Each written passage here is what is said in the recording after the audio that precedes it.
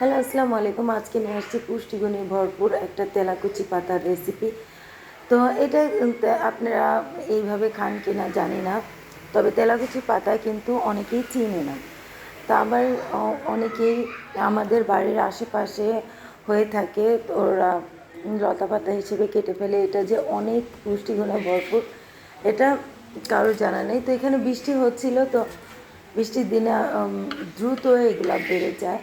তো এখানে আমি নিয়েছি। তো এটা হাই প্রেশার যাদের আছে ওরা যদি নিয়মিত খায় তাহলে হাই প্রেশারটা নিয়ন্ত্রণে থাকে এবং ডায়াবেটিসও একইভাবে কাজ করে।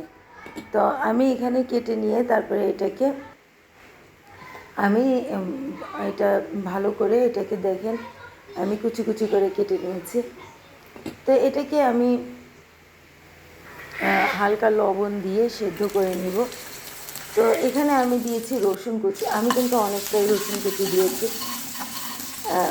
বড় একটা রসুন কুচি আমি কেটে নিয়ে তারপরে কুচি করে নিয়েছি। তারপরে এখানে নিয়েছি আমি আবারও রসুন কুচি, পেঁয়াজ আর হলো কাঁচামরিচ। তো এটাকে আমি ভালো করে বেটে নেব। আগে রসুন কুচি কেটে নিয়েছি। তো এটা যতটা রসুন দেবেন ততটাই এই রেসিপিটা ভালো লাগবে, মজা। তারপরে এখানে দিয়েছি আমি একটু কালো জিরা। আপনি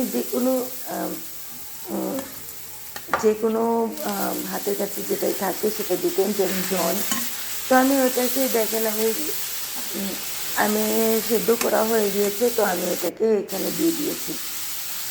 তো এটা তারপরে দিয়েছি লবণ। আমি পিঙ্ক সল্ট ইউজ করেছি এখানে, যেহেতু এটা পুষ্টিকর একটা খাবার। তো এখানে পিঙ্ক সল্টটা ইউজ করলে যাদের বাসায় আছে তারা ইউজ করবেন। তো দেখেন আমার এটা হয়ে গিয়েছে। দেখেন আমি খুব দ্রুতই আমি খুব অল্প উপকরণে এটা রান্না করেছি। তো কেমন লাগলো আমার এই রেসিপি?